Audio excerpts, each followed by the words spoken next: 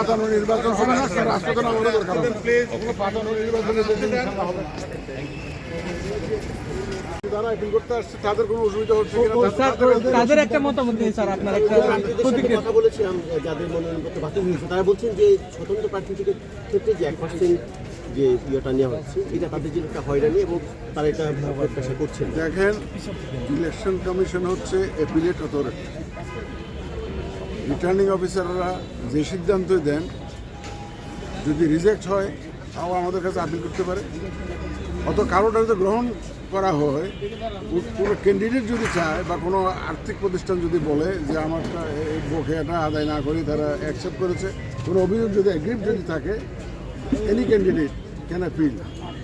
যারটা গ্রহণ হয়েছে তার বিরুদ্ধে করতে পারে ক্যান্ডিডেট, অথবা তারটা যদি বাতিল হয় তাও করতে পারে। আমরা আইন অনুযায়ী একদম ইনশাল্লাহ দেখবেন আপনারা ন্যায় বিচার পাবে। ওই যে একটা এখন এই যে একটা কথা উঠছে না, ইনসাফ, আমরা ইনসাফে বিশ্বাসী এবং আমরা ইনসাফ করবো ইনশাল্লাহ। দেখবেন যে আমাদের হিয়ারিং হওয়ার পরে দেখবেন আপনারা যে আইন অনুযায়ী যা হবে, বিধিবিধান অনুযায়ী যা হবে, আমরা সেই ধরনের সিদ্ধান্ত দিব। এবং আইন তো সবার জন্য সমান, সবাই তো মানতে বাধ্য হবে। রাজনৈতিক দলগুলো বলছে লেভেল প্লেইং ফিল্ড এখন তৈরি হয়নি এবং আইন শৃঙ্খলার এখনো উন্নতি হয়নি ততটা। বলতেই পারে, আপনারা তো দেখছেন ভাই সবসময় দেখা গেছে, আমরা অতীতে দেখেছি নমিনেশন ফাইলের দিন অনেক ভায়োলেন্স হয়, অনেক খারাপ অবস্থার সৃষ্টি হয়। এইবার নমিনেশন ফাইলিং এত সুন্দরভাবে হয়েছে, কোথাও নমিনেশন ফাইল করতে গিয়ে মারামারি হয়েছে, কোনো গোলমাল হয়েছে, ভায়োলেন্স হয়েছে, এমন কোনো তথ্য আমরা পাইনি। এটা একটা ভালো দিক।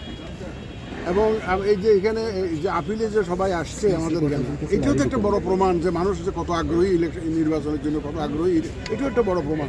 নাহলে ওনারা দূর দূরান্ত থেকে এসে যে ওনাদের আপিল করতে আসতেন না আমাদের এখানে। তা এটা আমরা পজিটিভলি দেখছি, যে আপিল যে করতেছে এটা আমরা পজিটিভলি দেখছি। এবং অনেকে বলে যে নির্বাচন কমিশন এটা করেছে, ওটা করেছে, বাতিল করে দিয়েছে। রিটার্নিং অফিসারের ক্ষমতা আছে, আইন ওনাদেরকে ক্ষমতা দিয়েছে সিদ্ধান্ত নেওয়ার জন্য।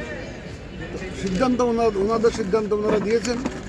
এবং যারা আপিলে যখন আমাদের কাছে আসবে, আমরা আমাদের আইন অনুযায়ী যা করার আমরা কমিশন থেকে সিদ্ধান্ত দেব এবং একদম সম্পূর্ণ রকমভাবে ন্যায় বিচার আমরা করার সর্বোত্তম চেষ্টা আমরা করবো এবং ন্যায় বিচারই হবে ইনশাল্লাহ আমাদের এখান থেকে।